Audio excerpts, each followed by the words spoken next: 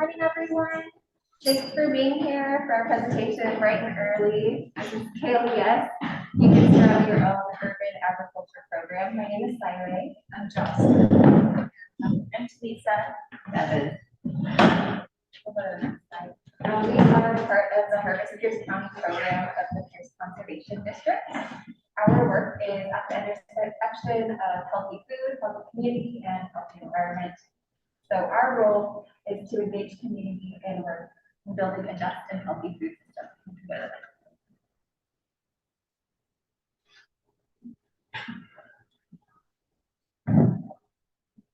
That's a little bit more embarrassing there. If you go to the next slide. We got started in 2010. We were joking we should have changed this photo to our supervisor, Kristen, who's here in the room and will be presenting after us. Harvest Pierce County started in 2010 with Kristen in a partnership between the city of Tacoma and TAGRO. TAGRO stands for Tacoma Grow, which is a bio-solid product created from the waste stream. So it creates this really high-grade, award-winning soil compost. So through those kind of different initiatives, Kristen was hired on to start a community garden network program. And then part of Harvest Pierce County became part of the Pierce Conservation District in 2012, and our programming has really immensely expanded since. And yeah, I'm Jocelyn. I'm the program coordinator with Harvest Pierce County, and the focus of my work is our community gardens. Since we've become a part of the Pierce Conservation District, we're now a collection of 96 gardens in county. You can find these gardens at universities, elementary schools, street corners, temples, churches, all sorts of different places, and they all function a little differently. There are 5 of us who each take part in supporting these gardens. We do annual and biannual site visits with them, and we support them in a variety of ways. We work to assist them in the actual formation of the garden and sometimes facilitating meetings in that process. Sometimes we have to step in and do some conflict mediation for them. We provide free educational opportunities like our Edible Gardens class series that takes them through the full year of gardening that's also open to the broader community. We provide our physical assistance at times. Some of our gardens have aging populations, and sometimes they need us to move some soil or help them build a bed, and we can step in and do that when our time allows it. And we do a community garden networking event series so they feel as though they're supported by one another. And we offer a variety of resources. We ourselves offer free lumber, cardboard, and burlap, but they can rent tools from the Conservation District, or we just let them know about other resources in the broader community. And gardens exist at an intersection of our mission, creating a healthy environment and healthy food for their hyper-local area. Gardens are a maintained urban green space, and they help support the local food system. Most of them have a food bank designated bed. Sometimes this looks different in each garden. These could be community managed beds. Sometimes food insecure families, they just waive the fee for the bed. Or some gardens, they're just like, harvest what you want, leave the extra food, we'll come get the extras and bring it to the food bank for you. We try to encourage this donation process through our Share the Harvest programming, where we provided them with plant starts that we got from a local farm and scales and a log so they could actually track what they were donating, and this gives them a competitive edge in the grant application process to sustain. But the reason why we started with community gardens and continue to support them is because growing food in community improves community health, it builds stronger and safer communities, and it combats food insecurity.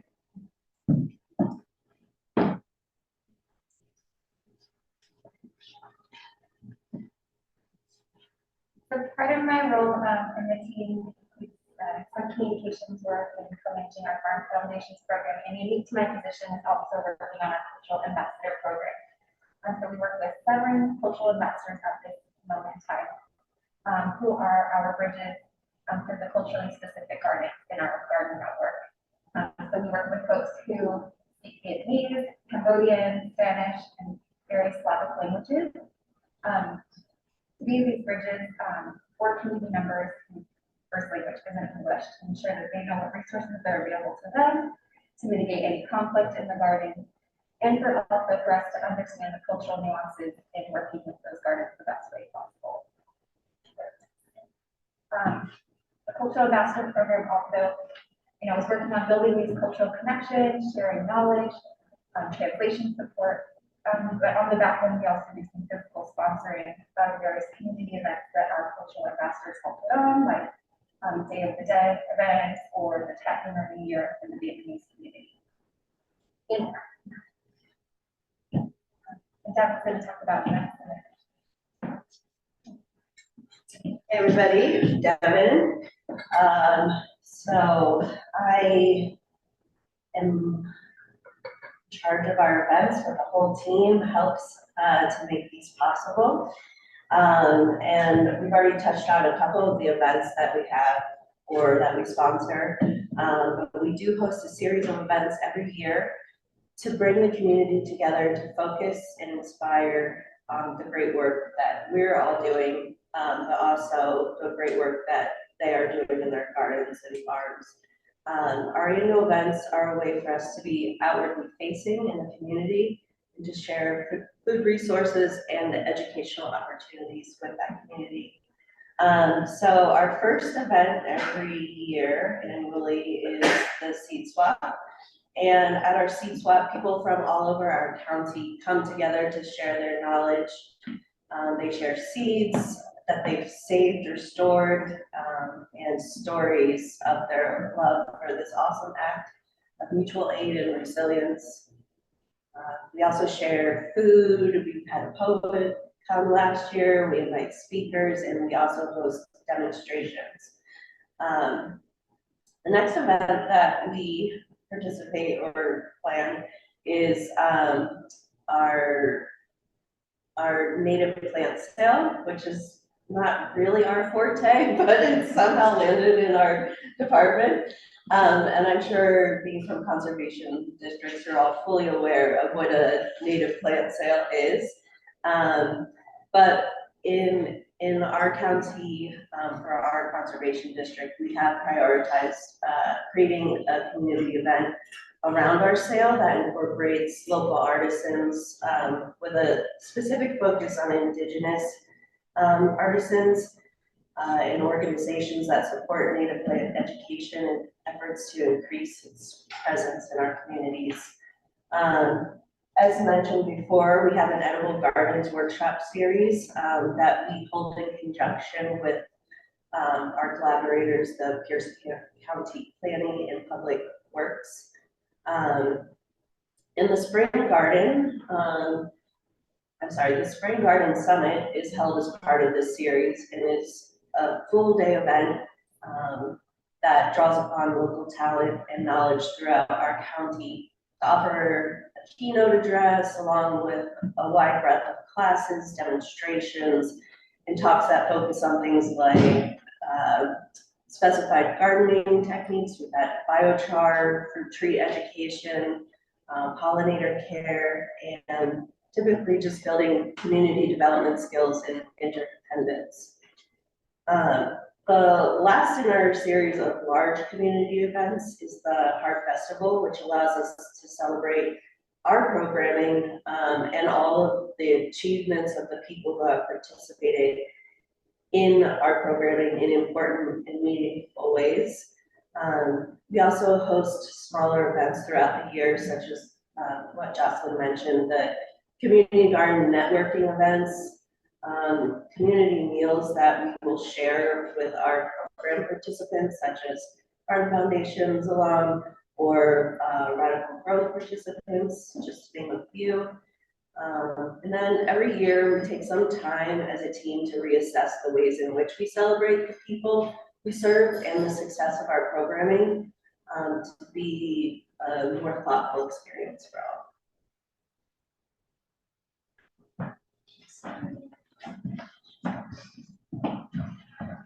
Hi, I'm Erica. One of the programs I help manage is Farm Foundations. This is our adult cohort style vegetable farming program. We provide a space to share knowledge and build community as well as gaining some hands-on farm skills. We do all of this through a blend of classroom and in-field education. And we cover some foundational topics like agroecology, soils, botany, crop management, irrigation, and a lot more.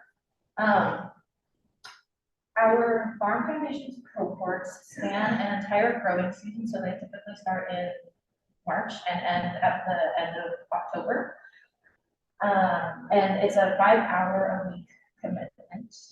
We begin each cohort with introductory classes in the spring, and then in the summer we focus just on field work and field education. And then in the fall we go back to fall classes and talk about like next steps and address some topics that our participants suggested over the season. And Farm Foundations began in 2018. We graduated 54 participants from the program, ranging in age from 19 to over 70. Next slide, please.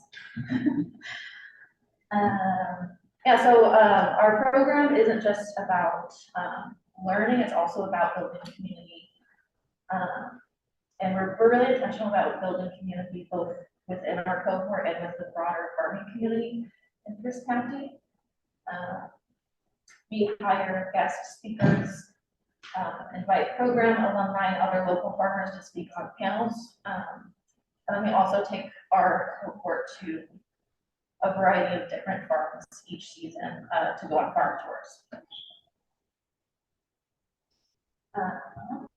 And yeah, in a typical year, we contract anywhere from like 6 to 15 local farmers and educators and other like ag adjacent boards to share and connect with our cohort. So like really building that web of community so that when they leave Farm Foundations, they know who to talk to and have more than just us to connect with.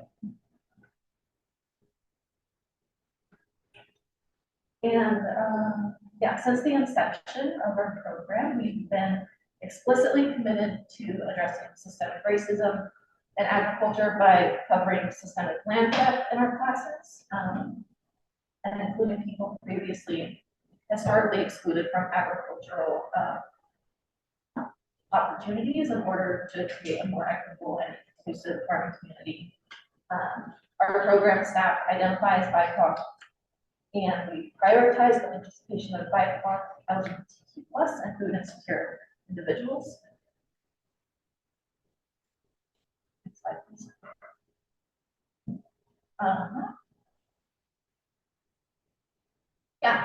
So our program is always changing with us as we learn and grow, and we put a lot of emphasis on being responsive to the needs of our community. We make the program as accessible as we can. So it's a free course, and children and families are welcome to come with our participants out to the field days or to our classes. And to ensure that we are meeting our goals of like education, connecting, inclusivity, and like accessibility.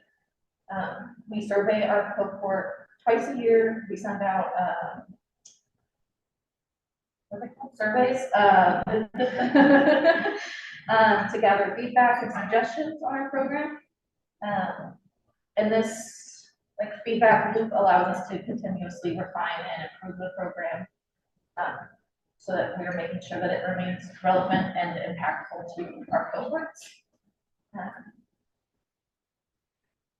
What did I say about that? Next slide.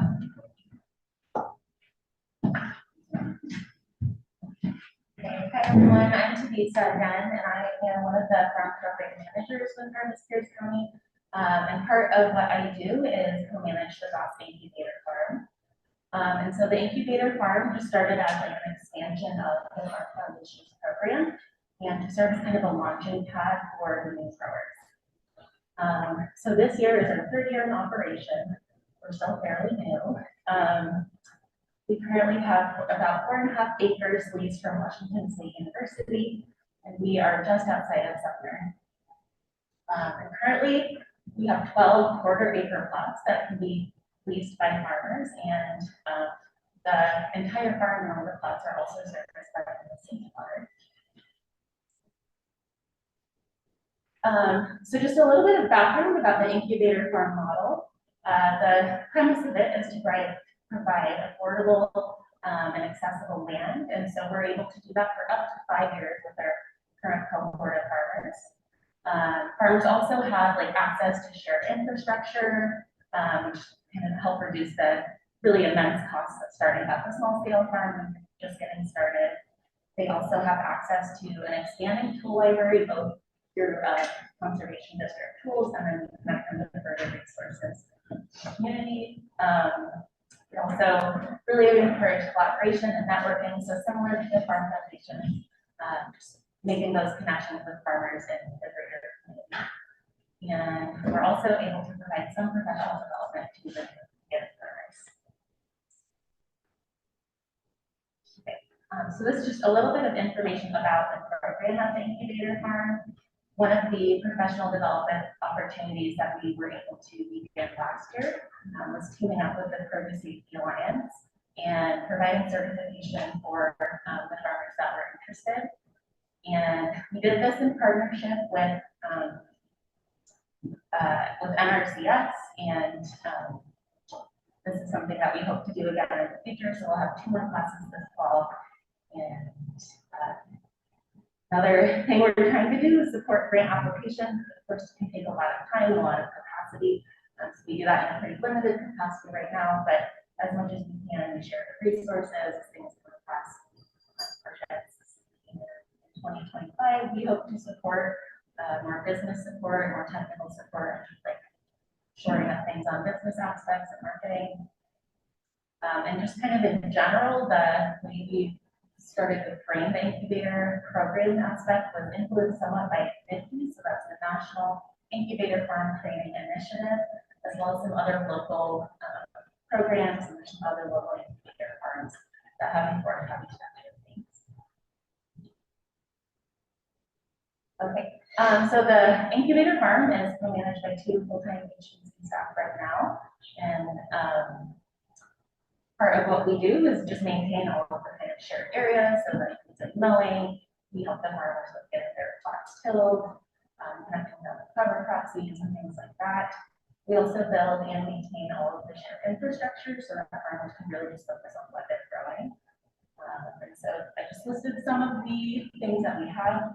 So we've got like cold storage, fencing that we just put in, some tool storage and dry storage as well. We have a greenhouse, and we're currently building a wash station, thanks to a grant from the WSC. Okay, and so a little bit more about our farmers. We are, as of this year, at full capacity and have a growing wait list. So I think this is something that there's a ton of interest for in the community.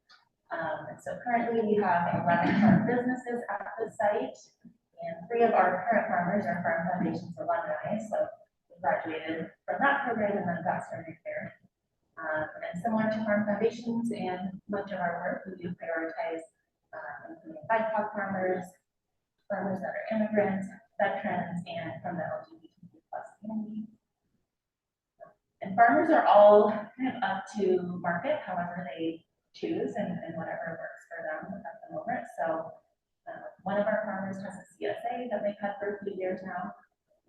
Many of them do just like community sales, and so a lot of these farmers are growing really like culturally significant foods, and so they market just from like word of mouth. Another one of our farms sells at like a pharmacy, and so it is connected with the health clinic, and just to get a fresh produce to people that might not otherwise have access to it. And there's also some sales to wholesale. And we have started doing like 3 kind-of-year all-farmer meetings. It's just a way to kind of kick off the season, a way to check in as things are moving along, and then a way to celebrate at the end and encourage collaboration.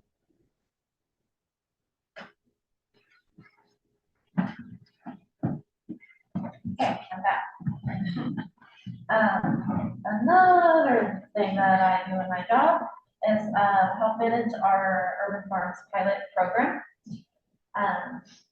We, First County, in collaboration with the city of Tacoma, have been working towards the realization of an urban farm project on underutilized vacant city-owned lots.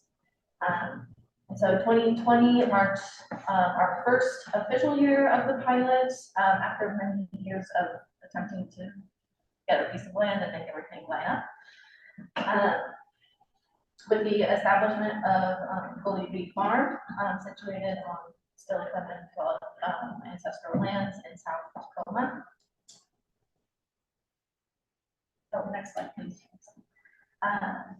Yeah, and this program supports beginning farmers and launching small scale agricultural businesses through some mentorship, and we also provide resources. And as it's a pilot program, not everything's really hashed out yet, but we do have some of the resources we have provided to our farmers so far are a small seed budget for the beginning of the season, and then also access to our small tool library at the Conservation District, and more of those like community connections.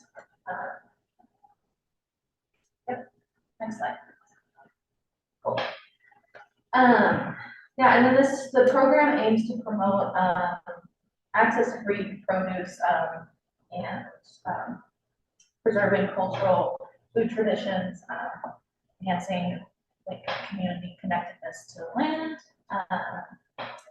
And then also as part of the City of Tacoma's climate action plan, we hit a couple different things, actually a lot of different things within that climate action plan, including mitigating the urban heat island effect, creating more like green spaces for pollinators, and enhancing our urban soil health.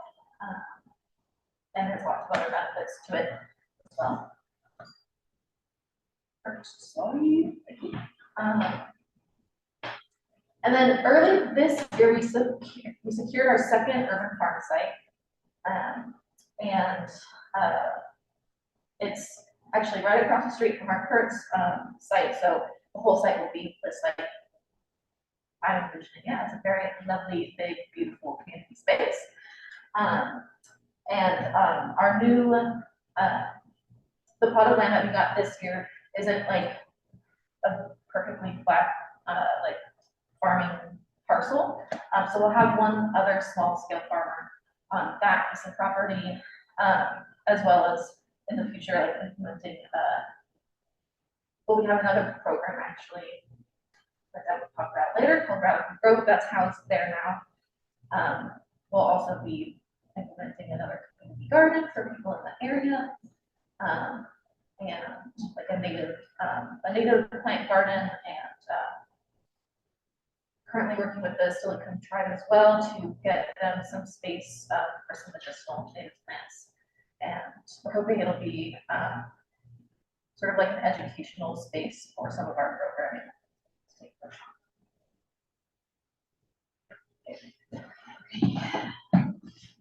All right, get ready to hear my voice for a bit of tech.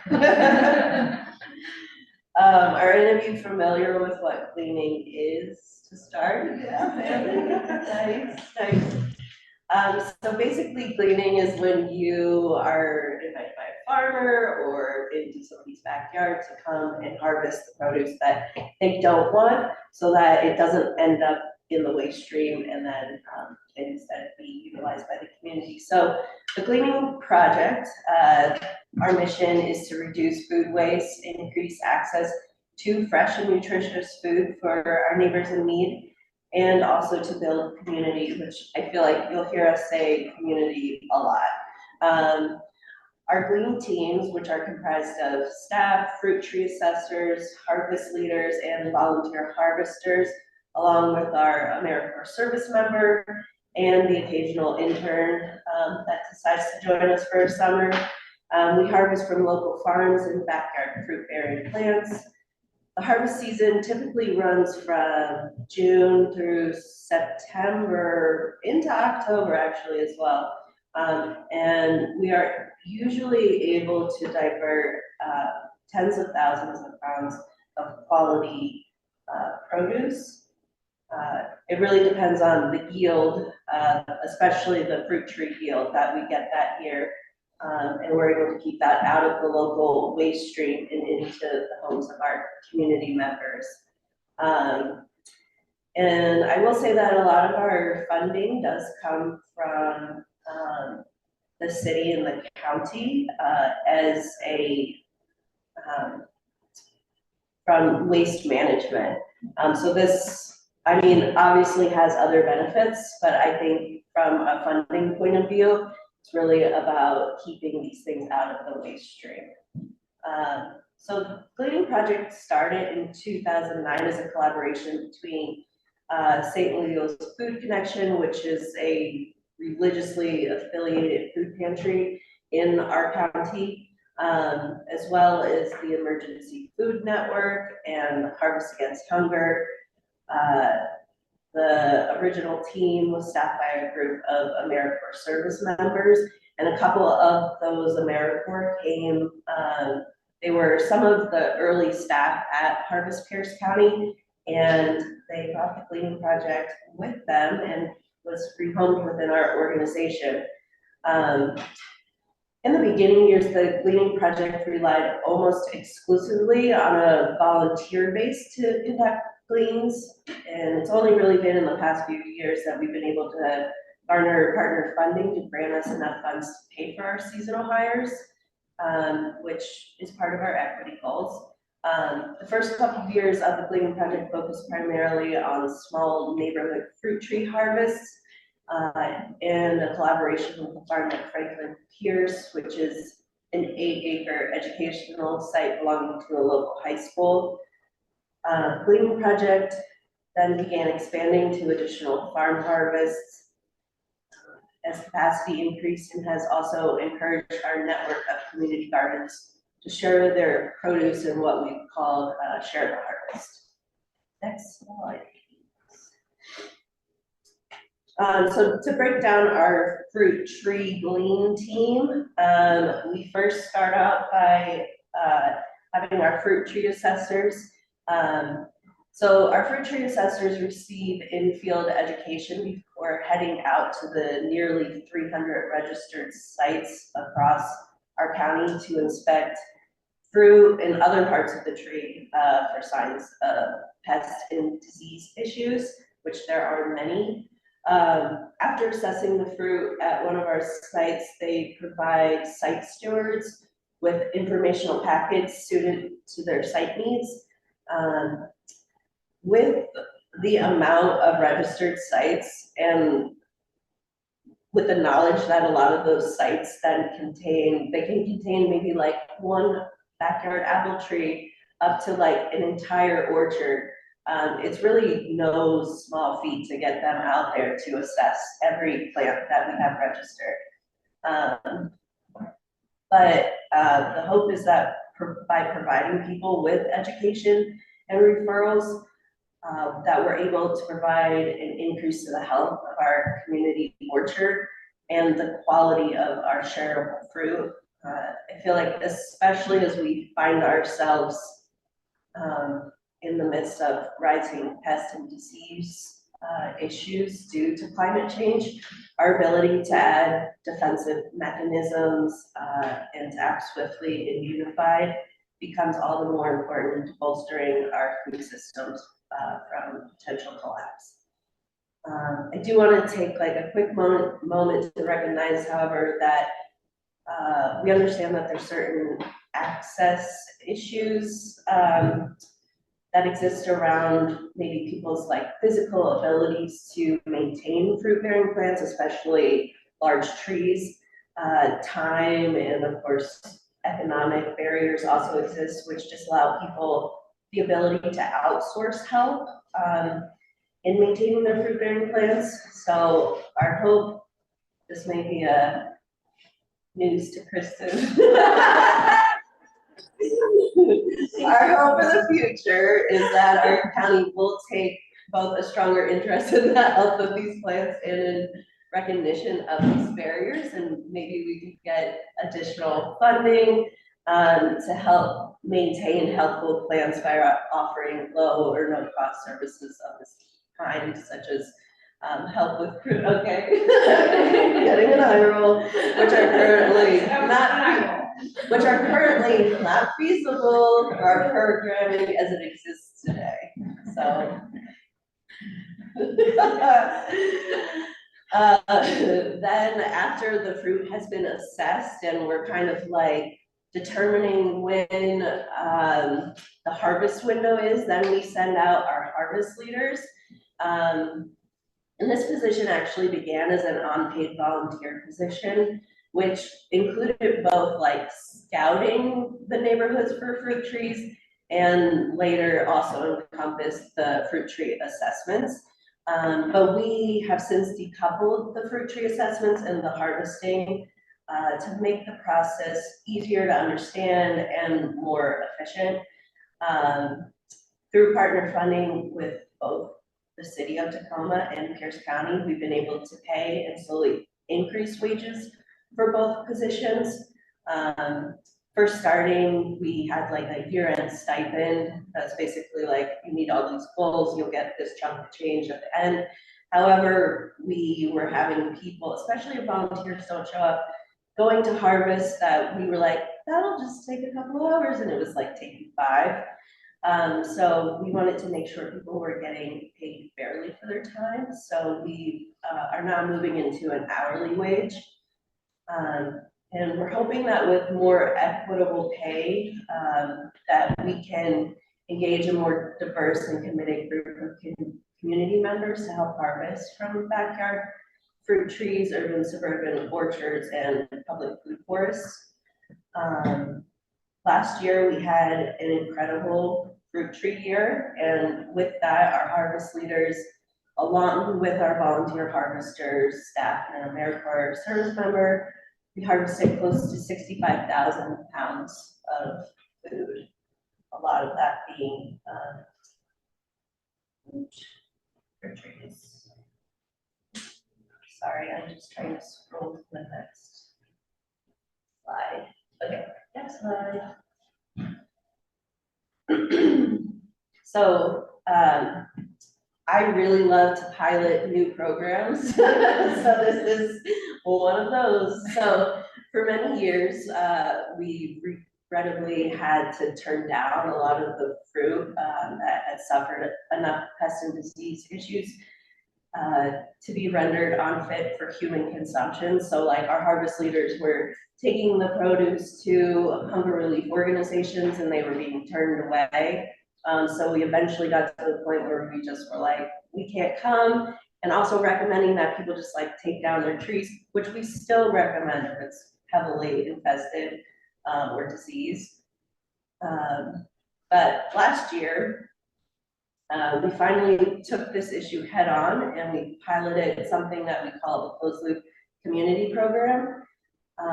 So we've formed several working relationships with local cideries, mead and jam makers, as well as community food educators, tribal members, and livestock farmers to divert several thousand pounds out of the waste stream, or from being left to just like rot in yards, which then increases pest and disease issues. So within this context, we not only diverted waste, but we also bolstered our local food economy and relieved local small-scale business owners from the burden of paying exuberant shipping prices to ship fruit from elsewhere, or rising feed prices to feed their animals, and were instead able to offer significant nutritional supplement food into their animals' diets. So not just eating feed all the time or ranging, but also, as you can see, the cows enjoying. Oops. Oh, I'm sorry. That's okay. You can see the cows enjoying some apples, also plums, although we're we learned you're not supposed to give cows plugs, but so we're learning and we're changing all the time because of the pits. Okay, next slide. So another aspect of the gleaning project is collaborating with local farms. And I will say that we strongly believe that farmers deserve to be paid for their food. The food that they produce, while also recognizing that there is a large amount of spoilage that happens in fields. So while we don't like actively pursue farms, we allow the farmers to come to us. We are able to partner with a handful of welcoming farms throughout the county. Some of them are farm programs that are maintained specifically to feed into the hunger relief industry or organizations. Also, some of them provide community education. And we also just have a couple who are just generally want to contribute to the health of our community. So they just plan a little extra with the knowledge that we'll come and clean it and get it to people who need it. Our farm gleans are really popular. They're enjoyed immensely by a dedicated volunteer base.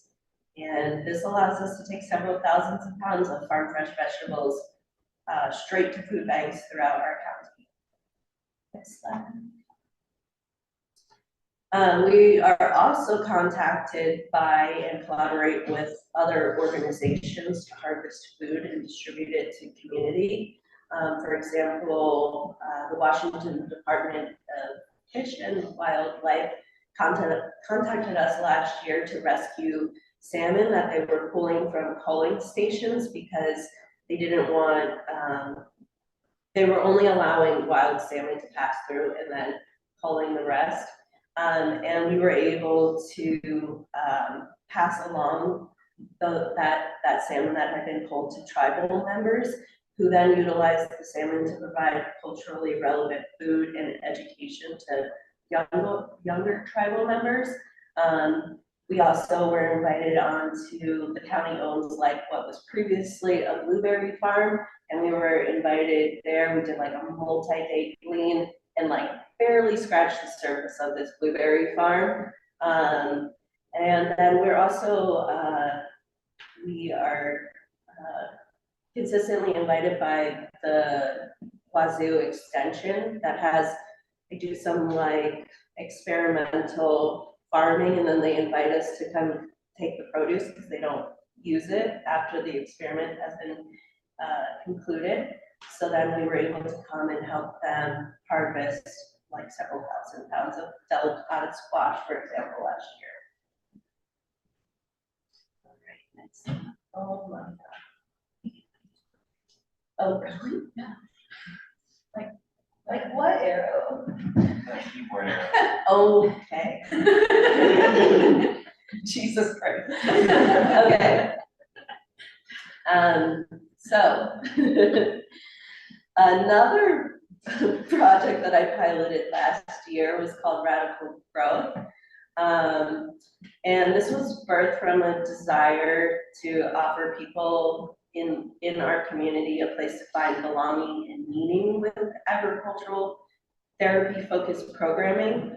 The Radical Growth co-founders and facilitators are all Farm Foundations alum, so a lot of our programming feeds into the next thing. A lot of our cohort for our first Radical Growth then went on to apply and got into Farm Foundations, and then maybe they interact with us. So like, yeah, our programs feed each other. So the other facilitators that I work with are 2 licensed psychologists and then myself. During our pilot year, we had a cohort of 13, which included. Here's the blank. Is it the next one? No.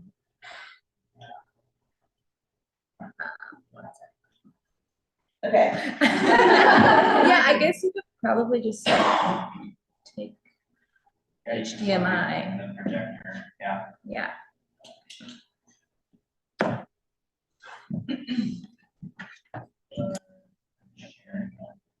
Oh, you're right. Sorry, this owl. Yeah, one second. Sorry, guys. Sorry. No, that's on me. One second. Anybody have any questions while we wait for? There's a lot of talking at you. Yeah, but like, I do wanna say, like, as I listen to all of our presentations, that just to like, think about the fact that like, this team is doing all of that, and like, no wonder we're so stressed out and. Yeah. How much of the green food, like fruit, actually makes it into the like food system? Out there, like 60,000 pounds of fruit, Yeah, 40% was consumable, or oh, I would say that, This is kind of let's see. is there. I would say that a little over 45,000 pounds of that went into different hunger relief organizations. Some of that, sorry. Yeah, so we give to different hunger relief organizations, like some people do like pop-ups in parks where they're just like, come get it, it's free, and then also giving to like food banks. And yeah, so really just like a little under 20,000 went to that closed loop community system, and everything else was like good enough for. composted? I mean, just the non-consumable, do you guys have like a compost source or do you? No, we don't have a compost source. I mean, we have within our county, like a municipal, Food waste program. yes, we have a municipal compost. So, but yeah, anything that has that pest and disease issues, we try to get it to like cideries and sugar makers and stuff. Because, you know, they can process out those issues. The last two slides didn't load on the PDF. Just hold it like this, or don't hold it at all, it's the last slide. Okay, so radical growth, GDD, so our pilot year included a cohort of 13, which included the 3 facilitators. We met every other Saturday at the farm at Franklin Pierce, and we designed each section to center around the cultivation of social connection, personal growth, and reciprocity with land through the practice of harvesting in community. Some of our session topics included nature as metaphor, interdependence and communication of needs. So what that would look like in the field was like asking for assistance and receiving it, a lot of like consent asking, and really feeling and able to like voice your needs or your accessibility issues. We then did rooting and reciprocity, where we did a completely silent harvest, and really encourage people to like silently harvest with, I guess, like a inner mantra of like how to be in better reciprocal relationship with others and land. And then for our final session, we did like a refocusing of like seasons change and the transformation of that, and how that could be used as a metaphor for our own lives in transition. And this year, as Erica previously mentioned, we were welcome onto the urban farm site, where we have set up several raised beds, we're trellising some veggies, we have a community circle, and we are planning on and hoping to help the farmers on the site, all of which will allow us to incorporate the full breadth of seasonal tasks, because last year was mainly just focused on harvesting. And also increase the themes of our sessions. So, there's a picture to accompany. Our final slide just says, questions? Yeah, we definitely want to thank you all for your attention. We do have some flyers about some of our programming in the back of our card, questions later. We do have a couple minutes if there's any lingering questions that you'd like to ask us now. How do you find cultural ambassadors? That's a great question. The Cultural Ambassador Program started with some existing relationships with the prior quality. But then we really just look for folks who are already doing some of that work in the community already. Who just show up for the community, help us translation exist and just try to make those relationships the best that we can. So it takes a lot of time and effort to cultivate those relationships, but it's also seeking out folks who are part of the community and continue to show up for their community members. But for instance, like one person we worked with, Lisa, had already started her own water with elderly Vietnamese community members, and so she was kind of a natural fit within this dynamic, translating for a lot of the elders already, and was very connected in the community. Can I ask a more pointed question about that? Did you have to develop, or do you have a criteria for your cultural ambassadors? Is it, you had two people that were interested in that position. How do you choose? I think we're realizing now too, as our cultural ambassadors are getting older, that we do need to find more folks. We can't solely rely on one person to be a bridge for one community. And so I think we're constantly looking for people. And I didn't mention, but we do pay them stipends for our budget. And so we want to recognize that there's a lot of work that they're putting into and time and effort, even beyond the hours that we allocate to them to support the community members. But it is kind of an ongoing process that we're fine tuning. So we're like, we need to build those connections that it takes a long time for the constant looking and asking who else is doing that in the community too, that we can kind of train as cultural ambassadors that we're working with our in-home. So it's not really like an application process, but more about people who are already embedded within the communities that we want to. Yes. What do you see as like the biggest challenges for community members in the urban agriculture space?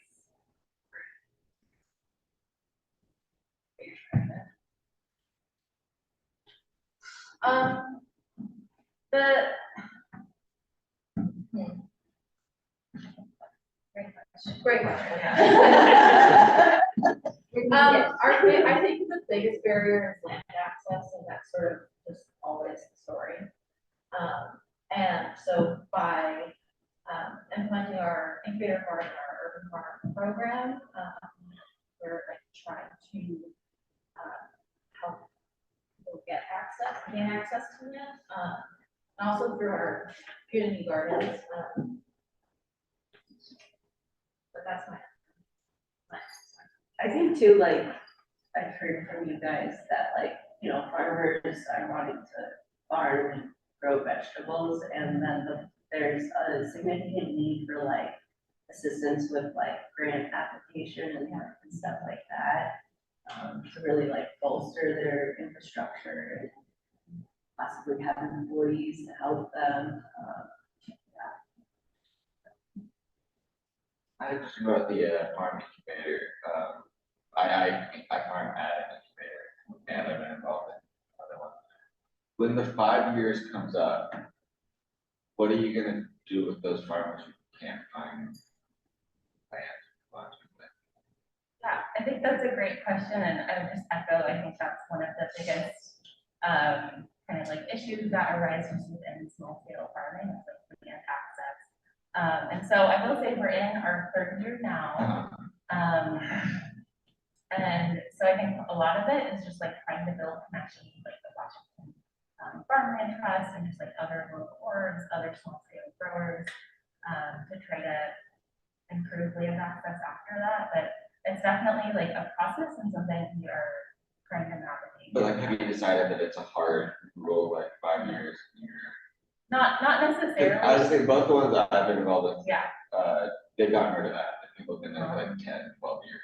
There's no other land. Yeah, I think it's like a tricky thing. So this is our third year, but we're kind of like starting the clock at zero because we have had kind of like a trickle in of the infrastructure necessary.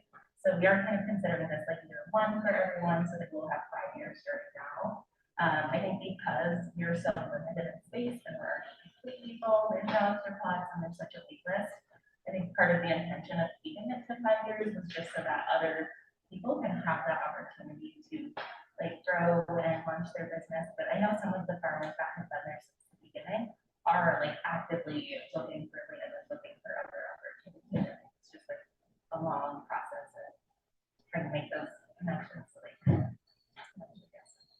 I will say though, we have discussed not, like, we're not gonna kick someone off of the farm if they have nowhere to go. If we're gonna like ruin their farm business by doing that, we're not gonna kick them off the farm. And we're also like actively looking for other parcels of land to expand onto, and that might happen sooner than we expected. We'll see. I was wondering about opportunities for different models for urban farming, you know, rooftop gardening or other things. Have there been opportunities in Pierce County, or has there been a lot of interest or need to do that? We primarily focus on like community gardens and establishing farms like on the soil, on ground, so. And we haven't really gone vertical in that way. Yeah. We would certainly support a community garden if somebody wanted to start one on a rooftop. Yeah. But as far as us like piloting a program where we get farmers up onto rooftops, that's not something that we. Yeah. We're gonna pilot it. Good idea. We're gonna go with that. Yeah, we can take one more question, and then if you want to learn about how we fund the program, you can stay in our supervisor.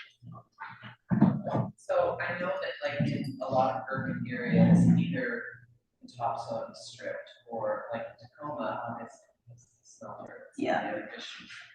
How are you guys working around those kinds of issues? 'Cause I mean, there's a lot of places where you can just like the dirt is there and you can just grow it.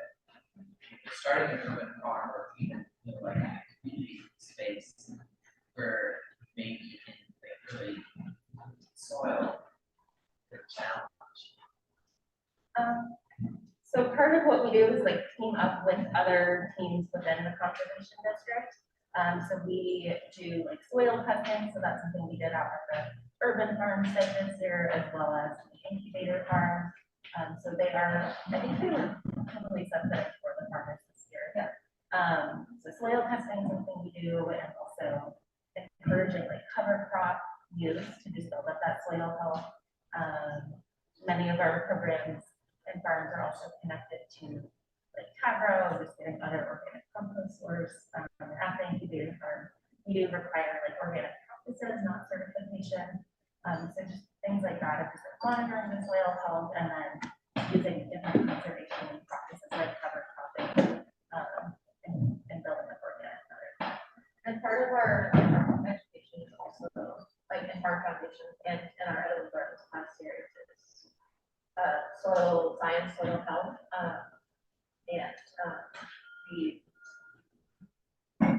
we freely suggest whatever like growing methods and management methods that we know of to enhance soil health and increase the soil ecosystem.